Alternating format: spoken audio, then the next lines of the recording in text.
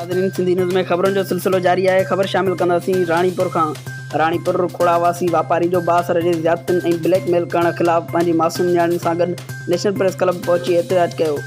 खोड़ा जे रवासी वापारी इंतज़ार अब्बासी पंहिंजी मासूम नियाणियुनि शइस्ता अब्बासी ऐं शुगुफ्ता अब्बासी सां गॾु नेशनल प्रेस क्लब राणीपुर पहुची एहतिजाज कंदे चयो त बासर अजीब लाखो ऐं ॿिया मुंहिंजे सावरनि महरम अयाज़ शेख, इरफान शेख ऐं अॻूणी ज़ाल शीना शेख जे चवण ते मुंहिंजो जीवन जंजाल करे छॾियो आहे। मूंखे ब्लैकमेल करे मूंखां 5 लख रुपया भत्तो घुरी रहिया आहिनि ऐं न ॾियण जी सूरत में मूंखे कूड़नि केसनि में फासाइण ऐं मुंहिंजी मासूम नियाणियुनि खे अगवा करण जूं धमकियूं ॾेई रहिया आहिनि। हुन चयो त बासर मुंहिंजी शोरूम ते अची धमकियूं ॾेई पैसा घुरी रहिया आहिनि। मूंखे ख़दशो आहे त बासर मूंखे ऐं मुंहिंजी नियाणियुनि खे क़त्ल कराए छॾींदा।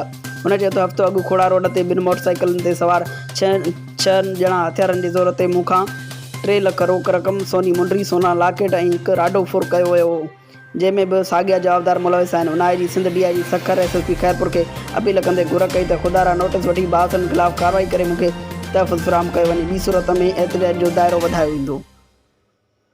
नंढो बि आहे जेको उहो पंहिंजी माउ वटि आहे।